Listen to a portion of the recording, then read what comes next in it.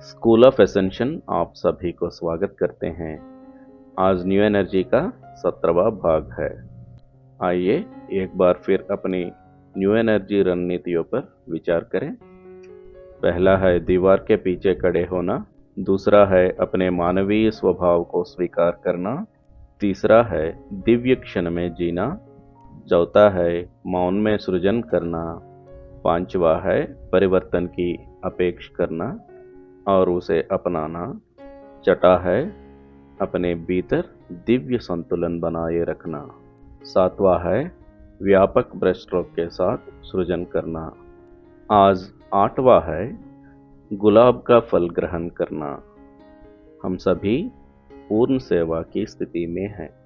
हम सभी पुरानी ऊर्जा प्रथाओं को छोड़ने के लिए सहमत हुए हैं। दूसरी तरफ वाले हमारी कड़ी मेहनत को जानते हैं। वे सभी जुड़ में हमारे पास आ रहे हैं, इसलिए कि हमें धन्यवाद करने। अब हम एक सच्चे शिक्षक के रूप में एक यात्रा पर है। हमारे जीवन में अभी घटित हो रही घटनाएं हमें वे अनुभव प्रदान करेगी जिनकी हमें भविष्य में दूसरों को न्यू एनर्जी में आने में मदद करने के लिए आवश्यकता होगी। हम जो जानते हैं उसे अपनी शिक्षाओं के साथ जोड़ सकते हैं। हम अपने न्यू एनर्जी ज्ञान को पठन और उपचारों के साथ जोड़ते हैं। हम उन लोगों के साथ बैठते हैं जो हमारे पास विद्यार्थी के रूप में आते हैं। हम उनके लिए काम नहीं करते, लेकिन हम उन्हें न्यू एनर्जी में परिवर्तन को समझने में मदद कर सकते हैं। इसीलिए अब हम इस ऊर्जा में हैं, यानी क्रिम्जन सर्किल ऊर्जा में। हम न्यू एनर्जी के शिक्षक बन गए हैं। हम वही हैं जिन्हें हम देवदूत कहते हैं। दूसरी तरफ वाले हमें गुरु कहते हैं। जैसे जैसे हमारा भौतिक स्वभाव बदलता है और जैसे जैसे हमारी आत्मा बदलती है, हम अपनी वर्तमान मानवीय समझ से परे चीजें देखते हैं। हमारे शारीरिक कार्य, हमारी इंद्रियां अधिक संवेदनशील यानी सेंसिटिव हो जाती हैं। हमें होने वाले दर्द, एलर्जी पसंद नहीं आते। हम जमीन पर दो पैर होने के एहसास से भी दूर हो जाते हैं। हमें इनमें से कुछ भी पसंद नहीं है। अगर हमें ये नहीं पसंद है, तब भी ये सभी लक्षण प्रक्रिया का हिस्सा है। हम अपने आसपास की अदृश्य चीजों के प्रति अधिक संवेदनशील हो जाते हैं। जब हम समझ नहीं पाते कि हमारे भीतर क्या हो रहा है, तो हम इसे फ्लू कहते हैं। इसे न्यू एनर्जी फ्लू कहा जा सकते हैं। ये आंतरिक परिवर्तन से संबंधित है, बाहरी नहीं। हमारे भीतर परिवर्तन कुछ समय तक जारी रहेंगे। हम इसके प्रति अधिक संवेदनशील हो जाएंगे। इससे संबंधित सभी समायोजन प्रक्रिया का हिस्सा है, उनसे भागे नहीं। जब हम लोगों के बीच बैठे हों, अगर उनकी ऊर्जाएं हमें प्रभावित करती है तो भागे नहीं। हमें ऐसी ऊर्जा में खड़ी रहना चाहिए, डरना नहीं चाहिए। ये हमें किसी भी तरह से नुकसान नहीं पहुंचाएंगी। जो लोग अभी भी पुरानी ऊर्जा में खड़े हैं, उनकी ऊर्जाएं, उनके विचार सुनाई देते रहेंगी। कुछ लोगों को पुरानी ऊर्जा में रहने की जरूरत है।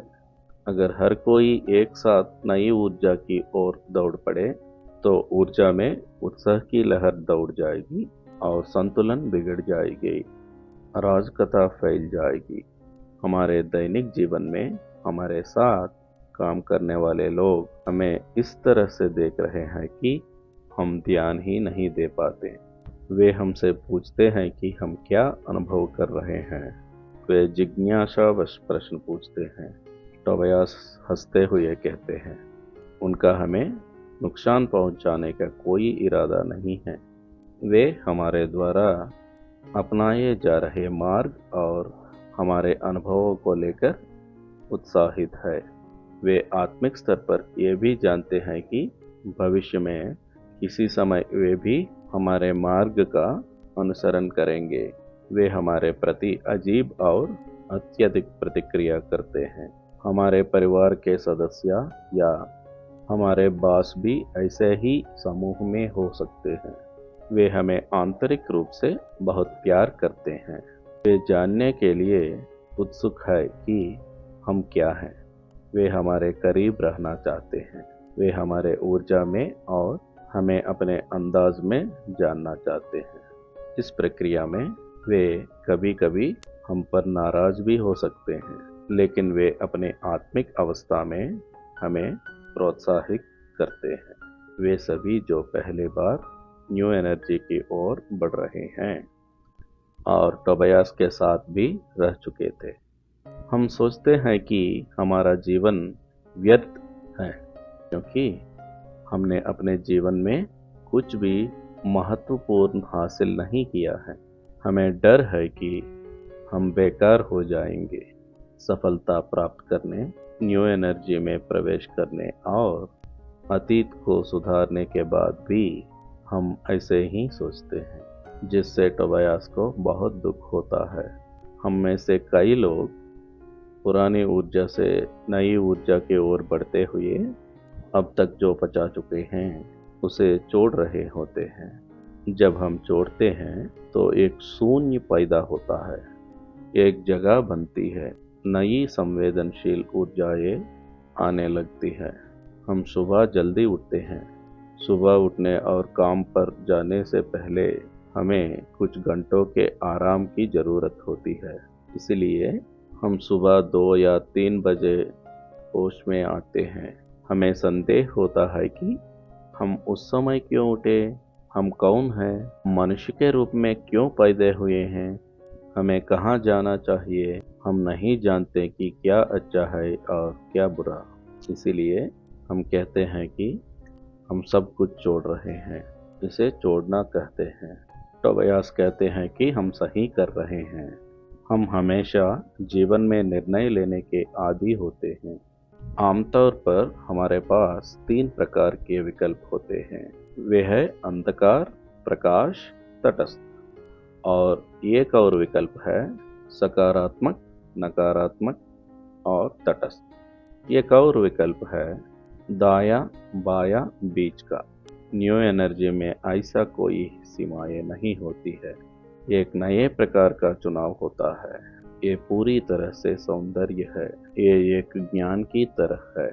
हमें ये सोचने की जरूरत नहीं है कि किस रास्ते पर जाना है। दिव्यता का ज्ञान होता है। हम उस दिशा में चलते हैं। हर चीज में पूर्णता होती है, इसीलिए सब कुछ आता है। पहले केवल एक ही विकल्प होता था। अब हम एक नई तरीके से निर्णय लेते हैं।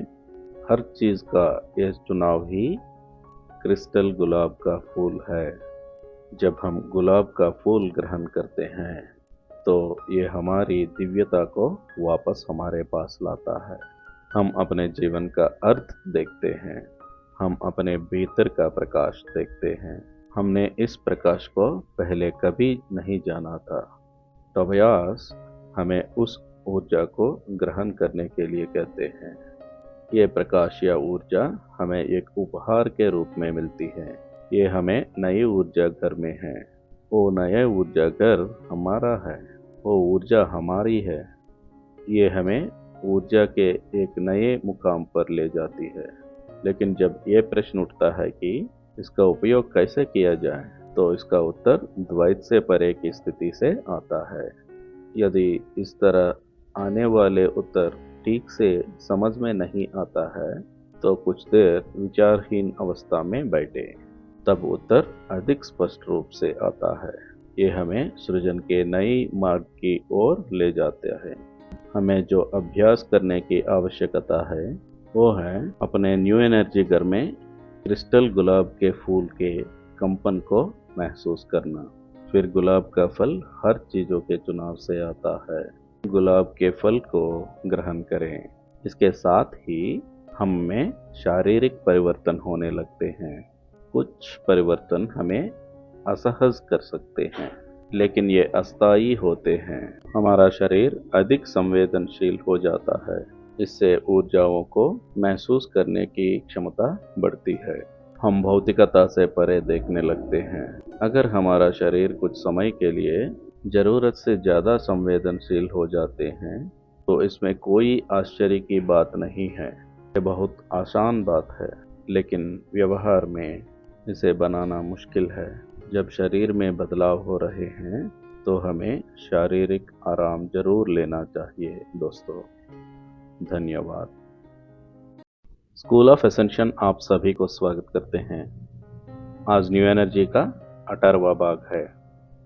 हम सभी के लिए न्यू एनर्जी के सुझाव, पहले है दीवार के पीछे खड़े होना, दूसरा है अपने मानवीय स्वभाव को स्वीकार करना, तीसरा है दिव्य क्षण में जीना, चौथा है मौन में सृजन करना, पांचवा है बदलाव की अपेक्षा करना और उसे अपनाना, छठा है अपने भीतर दिव्य संतुलन बनाए रखना, सातवां है विस्तृत कुंचा से सृजन करना, आठवां है गुलाब का फल ग्रहण करना और आज 9वां है जो द्वार पर आया है उससे खुश रहना। न्यू एनर्जी में हम पुरानी चीज़ों को नए नजरिया से समझते हैं। हम फिर से सोचते हैं कि हम कौन हैं। ये हमें खुद को सच्चे रचनाकार के रूप में सोचने पर मजबूर करता है। टोबियास के चैनलिंग के दौरान हम जो कुछ भी जानते हैं, जो कुछ भी हमने सीखा है, उसे एक अलग नजरिया से हमारे सामने ला रहे हैं। हमारे पास अनगिनत प्राणी हैं जो ये सब सीखने के लिए कतार में खड़े हैं। हमारे पास उन्हें सिखाने के लिए बहुत कुछ है। जब हम सिखाते हैं तो वे हम पर अविश्वास करते हैं और जल्दी नहीं सीख जाते हैं, जैसे हम टोबियास की कही बातों को जल्दी ना सीखते हैं। सवाल उठते हैं कि क्या हमें जन्मों के बीच में घर लौट जाना चाहिए? टोबियास इसका जवाब इस तरह देते हैं, हम अहमस्मी राज्य में नहीं जाते, भले ही वो हमारा घर ही क्यों ना हो। हम अपने घर जैसे ही जगह पर जाते रहते हैं। भौतिक शरीर छोड़ने के बाद हम एक ऐसे घर में जाते हैं जहां ऐसे लोग होते हैं जो अगले जन्म की योजना बनाने के लिए ऊर्जा से भरपूर होते हैं। उनमें से कई हमारी मदद कर रहे होते हैं।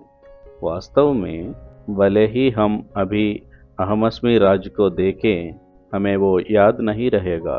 पृथ्वी पर आने के बाद इतने वर्षों में हमने जो काम किया है, उसके कारण, इन सभी अनुभवों के कारण पिछला अहमस्मी राज्य पूरी तरह से बदल गया है। हमारे जीवन में एक दिन आएगा, उस दिन हमें पहली सृष्टि में एक आत्मा के रूप में अपने जन्म से लेकर अब तक की पूरी यात्रा याद आएगी।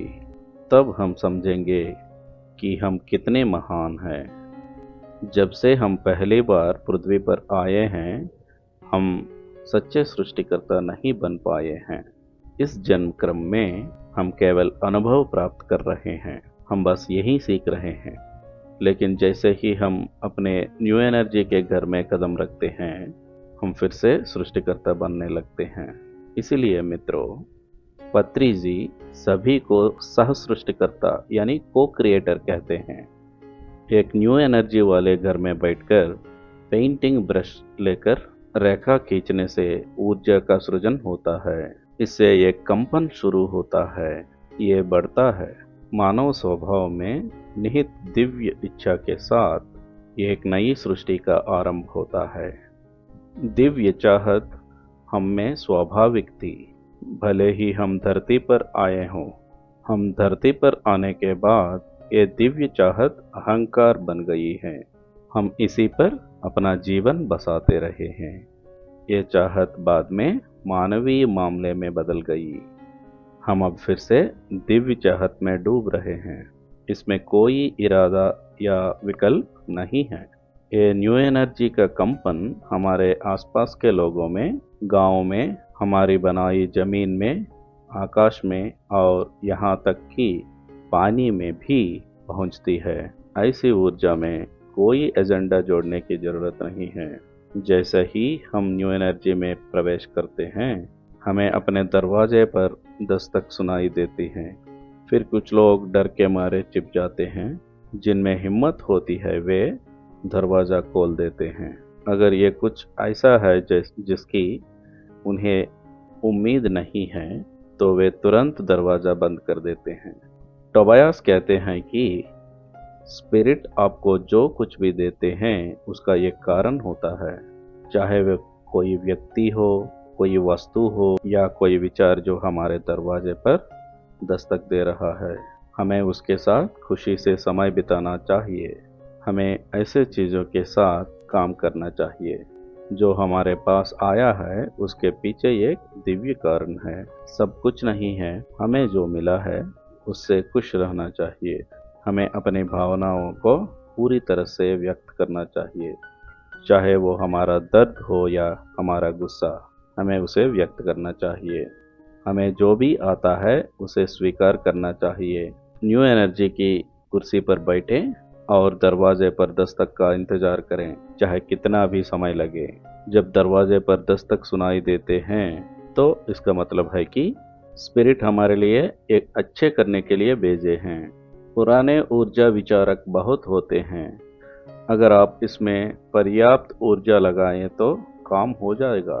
लेकिन इतनी मेहनत क्यों, इतनी कठिनाई क्यों? टोबायास कहते हैं, न्यू एनर्जी में सृजन का ये एक बेहतर तरीका है।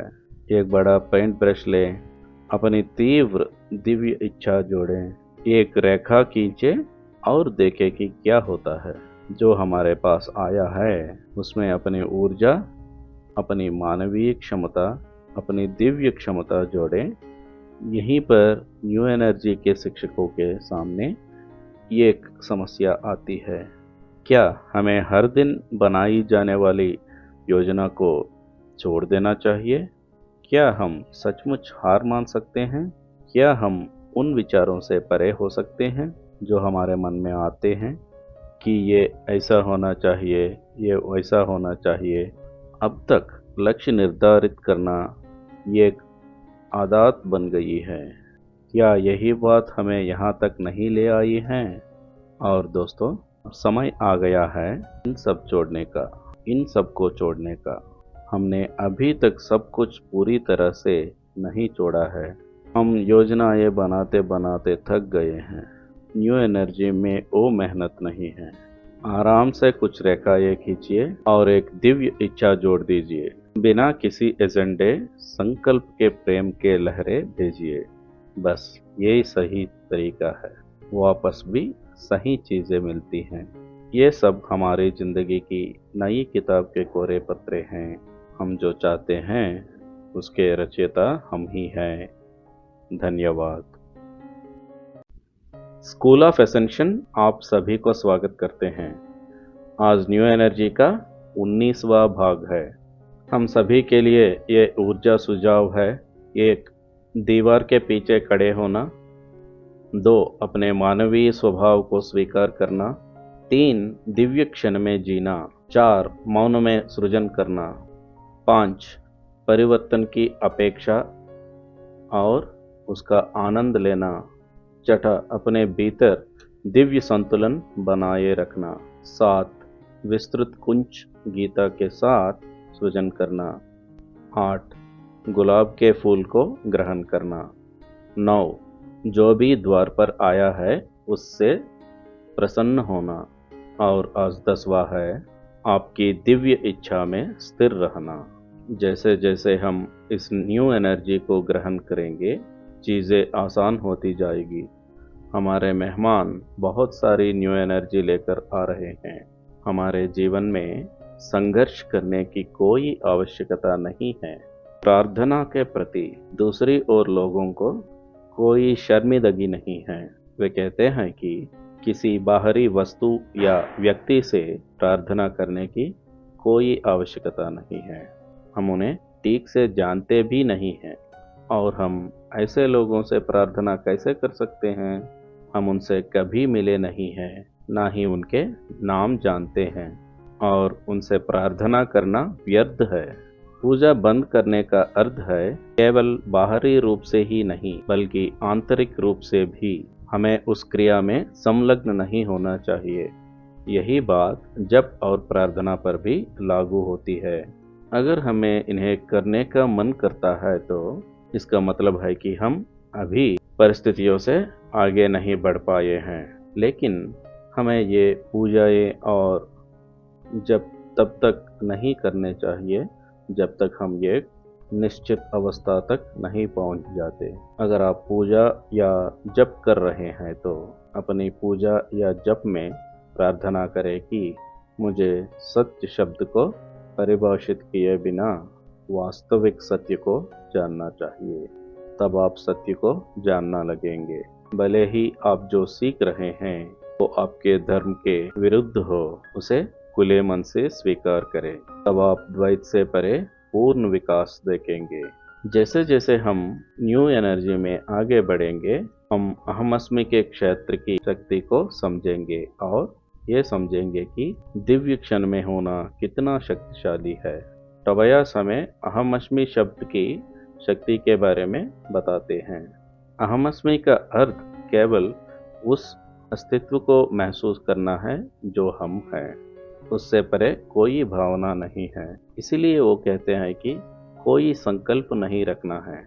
हम संकल्प बना रहे हैं, इसके मतलब ये है कि हम इसमें नहीं हैं, हम इससे अलग हैं।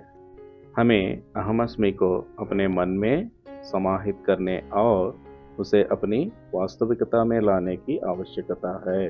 एक तरह से हमने अपने मन का दरवाज़ा बंद कर दिया है, जिससे हम अहमअस्मि और सहानुभूति विकसित नहीं कर पा रहे हैं।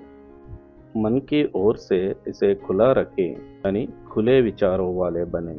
बाहर से कुछ भी अंदर ना आए। हमारे भीतर की न्यू एनर्जी, दिव्य ऊर्जा बाहर आए। हमें संघर्ष में रहने की जरूरत नहीं है। ये दिव्य ऊर्जा जितने बढ़ेगी, आपके भीतर अहमअस्मि की उपस्थिति उतना ही बढ़ेगी। कई मनुष्य उतना आत्मनिरीक्षण कार्य नहीं करते जितना हम करते हैं।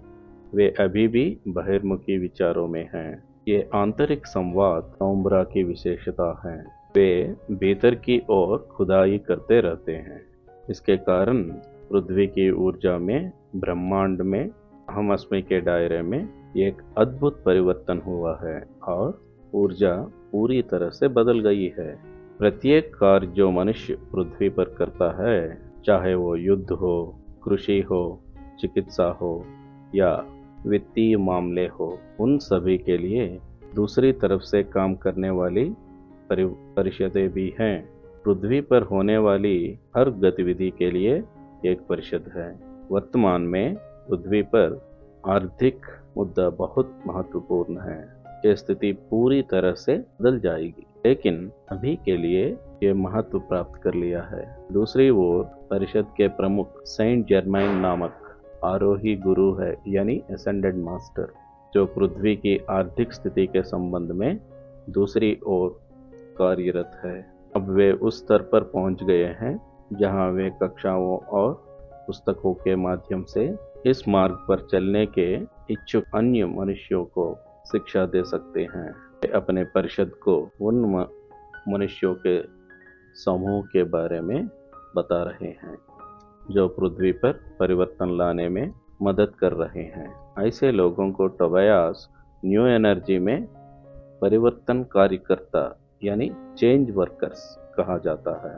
अर्थात न्यू एनर्जी के मार्ग पर शिक्षा देने वाले सभी प्रकाश कार्यकर्ता भी चेंज वर्कर्स हैं। अर्थात इस न्यू एनर्जी के मार्ग पर शिक्षा देने वाले सभी प्रकाश कार्यकर्ता भी चेंज वर्कर्स हैं। चाहे वो कोई पुरानी दोस्ती हो, कोई पुरानी बीमारी हो, कोई पुराना विचार जो मुक्त हो गया हो, वो फिर से वापस आ जाता है। हम भ्रमित हो जाते हैं, ये क्या है, मैंने ये सब मुक्त कर दिया है, ये इस तरह वापस क्यों आ रहे हैं। हमने अतीत में इन सभी चीज़ों को हल करके भेजा था। हमें समझ नहीं आ रहा है कि वे अब वापस क्यों आ गए हैं, लेकिन वे एक नया जगह में शांति पाने के लिए वापस आ रहे हैं। हमारा जन्म चक्र समाप्त हो गया है। किसी बिंदु पर ब्रह्म की परत यानी मैट्रिक्स मुक्त हो जाएगी, अर्थात ये पूरी तरह से विलीन हो जाता है। तब हम अपनी यात्रा को पूरी तरह से समझते हैं। हम अपनी आत्मा को, हम यहाँ क्यों हैं, सब कुछ बेहतर ढंग से समझते हैं। हम स्वतंत्र इच्छा से परे जाते हैं और अपनी दिव्य इच्छा को सच्चे सृष्टिकर्ता के रूप में लेते हैं और न्यू एनर्जी में कदम रखते हैं। हम स्वतंत्र इच्छा और द्वैत के साथ पृथ्वी पर आए हैं। स्वतंत्र इच्छा के कारण ही हम अंधकार और प्रकाश को देख पाए। मैट्रिक्स के कारण हमारी स्वतंत्र इच्छा बहुत सीमित है, इतनी सीमित कि ऐसा लगता है कि वास्तव में हमारे पास स्वतंत्र इच्छा है या नहीं। लेकिन पृथ्वी पर हमारे पास शुरू से ही स्वतंत्र इच्छा रही है। जो समाधान पहले नहीं थे, वे दिव्य इच्छा में आश्चर्यजनक रूप से सामने आते हैं। वे अब तक स्वतंत्र इच्छा के कारण सामने नहीं आए हैं।